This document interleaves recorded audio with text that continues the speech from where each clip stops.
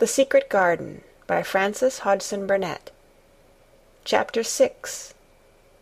There was someone crying. There was. The next day the rain poured down in torrents again, and when Mary looked out of her window the moor was almost hidden by grey mist and cloud. There could be no going out today. "What do you do in your cottage when it rains like this?" she asked Martha. "Try to keep from under each other's feet, mostly," Martha answered. There does seem a lot of us then. Mother's a good-tempered woman, but she gets fair moithered. The biggest ones goes out in the cowshed and plays there. Dickon, he doesn't mind the wet. He goes out just the same as if the sun was shinin'. He says he sees things on rainy days as doesn't show when it's fair weather. He once found a little fox-cub half drowned in its hole, and he brought it home in the bosom of his shirt to keep it warm. Its mother had been killed near by, and the hole was swum out, and the rest of the litter was dead. He's got it at home now. He found a half-drowned young crow another time, and he brought it home too, and tamed it. It's named Soot, because it's so black, and it hops and flies about with him everywhere." The time had come when Mary had forgotten to resent Martha's familiar talk. She had even begun to find it interesting, and to be sorry when she stopped or went away. The stories she had been told by her ayah when she lived in India had been quite unlike those Martha had to tell, about the moorland cottage which held 14 people who lived in 4 little rooms, and never had quite enough to eat. The children seemed to tumble about and amuse themselves like a litter of rough, good-natured collie puppies. Mary was most attracted by the mother and Dickon. When Martha told stories of what Mother said or did, they always sounded comfortable. "If I had a raven or a fox-cub, I could play with it," said Mary. "But I have nothing." Martha looked perplexed. "Can the knit?" she asked.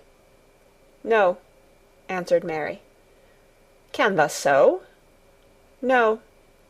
"Can the read?" "Yes." "Then why doesn't thou read something, or learn a bit o' spellin'? Thou'st old enough to be learnin' thy book a good bit now." "I haven't any books," said Mary. "Those I had were left in India." "That's a pity," said Martha. "If Mrs. Medlock 'ud let thee go into the library, there's thousands o' books there." Mary did not ask where the library was, because she was suddenly inspired by a new idea. She made up her mind to go and find it herself. She was not troubled about Mrs. Medlock. Mrs. Medlock seemed always to be in her comfortable housekeeper's sitting-room downstairs. In this queer place one scarcely ever saw anyone at all. In fact, there was no one to see but the servants, and when their master was away they lived a luxurious life below stairs, where there was a huge kitchen hung about with shining brass and pewter, and a large servants' hall, where there were 4 or 5 abundant meals eaten every day, and where a great deal of lively romping went on when Mrs. Medlock was out of the way. Mary's meals were served regularly, and Martha waited on her, but no one troubled themselves about her in the least. Mrs. Medlock came and looked at her every day or two, but no one inquired what she did, or told her what to do. She supposed that perhaps this was the English way of treating children. In India she had always been attended by her ayah, who had followed her about and waited on her, hand and foot. She had often been tired of her company. Now she was followed by nobody, and was learning to dress herself, because Martha looked as though she thought she was silly and stupid when she wanted to have things handed to her and put on. "Hasn't thou got good sense?" she said once, when Mary had stood waiting for her to put on her gloves for her. "Our Susan Ann is twice as sharp as thee, and she's only 4-year-old. Sometimes thou looks fair soft in the head." Mary had worn her contrary scowl for an hour after that, but it made her think several entirely new things. She stood at the window for about 10 minutes this morning after Martha had swept up the hearth for the last time, and gone downstairs. She was thinking over the new idea which had come to her when she heard of the library. She did not care very much about the library itself, because she had read very few books, but to hear of it brought back to her mind the 100 rooms with closed doors. She wondered if they were all really locked, and what she would find if she could get into any of them. Were there 100 really? Why shouldn't she go and see how many doors she could count? It would be something to do on this morning when she could not go out. She had never been taught to ask permission to do things, and she knew nothing at all about authority, so she would not have thought it necessary to ask Mrs. Medlock if she might walk about the house, even if she had seen her. She opened the door of the room and went into the corridor, and then she began her wanderings. It was a long corridor, and it branched into other corridors, and it led her up short flights of steps, which mounted to others again. There were doors and doors, and there were pictures on the walls. Sometimes they were pictures of dark, curious landscapes, but oftenest they were portraits of men and women in queer, grand costumes made of satin and velvet. She found herself in one long gallery whose walls were covered with these portraits. She had never thought there could be so many in any house. She walked slowly down this place and stared at the faces, which also seemed to stare at her. She felt as if they were wondering what a little girl from India was doing in their house. Some were pictures of children, little girls in thick satin frocks, which reached to their feet and stood out about them, and boys with puffed sleeves and lace collars and long hair, or with big ruffs around their necks.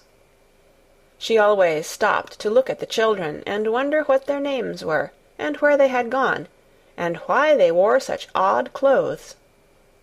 There was a stiff, plain little girl, rather like herself. She wore a green brocade dress, and held a green parrot on her finger. Her eyes had a sharp, curious look. "Where do you live now?" said Mary aloud to her. "I wish you were here." Surely no other little girl ever spent such a queer morning.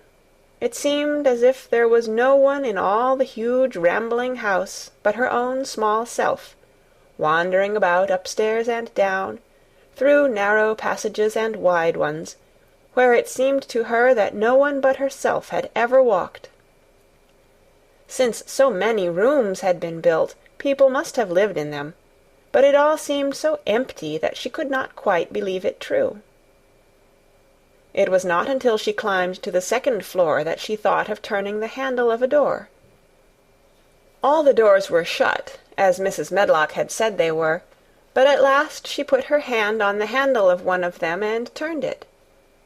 She was almost frightened for a moment when she felt that it turned without difficulty, and that when she pushed upon the door itself it slowly and heavily opened. It was a massive door, and opened into a big bedroom. There were embroidered hangings on the wall, and inlaid furniture such as she had seen in India stood about the room. A broad window with leaded panes looked out upon the moor, and over the mantel was another portrait of the stiff, plain little girl, who seemed to stare at her more curiously than ever. "Perhaps she slept here once," said Mary. "She stares at me so that she makes me feel queer." After that she opened more doors and more. She saw so many rooms that she became quite tired, and began to think that there must be 100, though she had not counted them. In all of them there were old pictures or old tapestry with strange scenes worked on them. There were curious pieces of furniture and curious ornaments in nearly all of them. In one room, which looked like a lady's sitting-room, the hangings were all embroidered velvet, and in a cabinet were about 100 little elephants made of ivory. They were of different sizes, and some had their mahouts or palanquins on their backs. Some were much bigger than the others, and some were so tiny that they seemed only babies. Mary had seen carved ivory in India, and she knew all about elephants. She opened the door of the cabinet and stood on a footstool and played with these for quite a long time. When she got tired, she set the elephants in order and shut the door of the cabinet. In all her wanderings through the long corridors and the empty rooms, she had seen nothing alive, but in this room she saw something. Just after she had closed the cabinet door, she heard a tiny rustling sound. It made her jump and look around at the sofa by the fireplace, from which it seemed to come. In the corner of the sofa there was a cushion, and in the velvet which covered it there was a hole, and out of the hole peeped a tiny head, with a pair of frightened eyes in it. Mary crept softly across the room to look. The bright eyes belonged to a little grey mouse, and the mouse had eaten a hole into the cushion and made a comfortable nest there.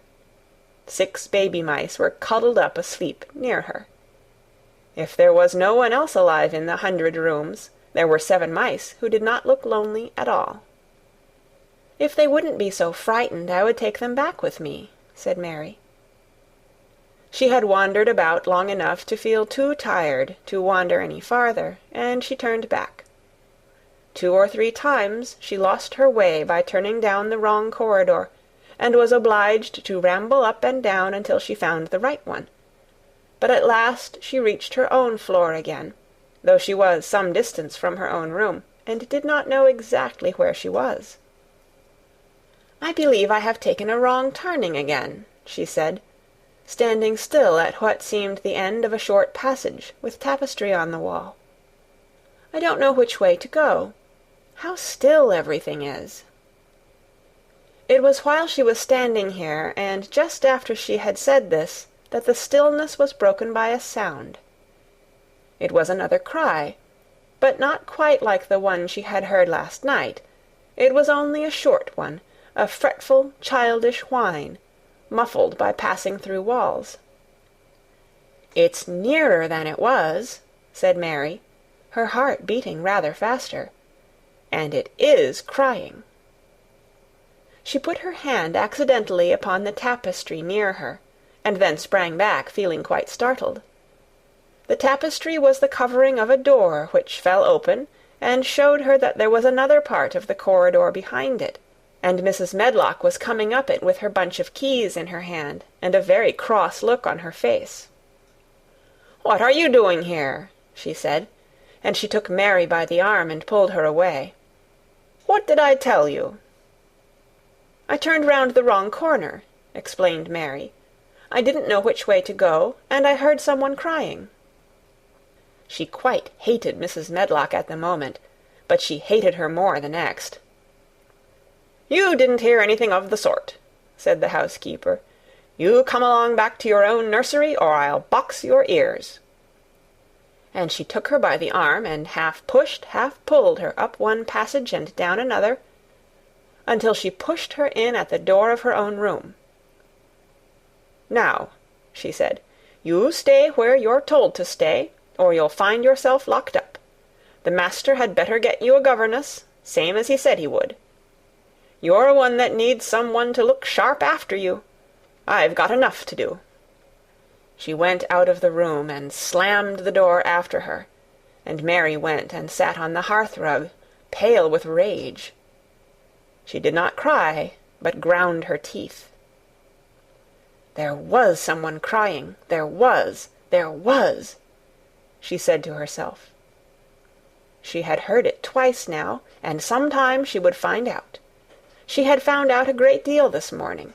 She felt as if she had been on a long journey, and at any rate she had had something to amuse her all the time, and she had played with the ivory elephants, and had seen the grey mouse and its babies in their nest in the velvet cushion.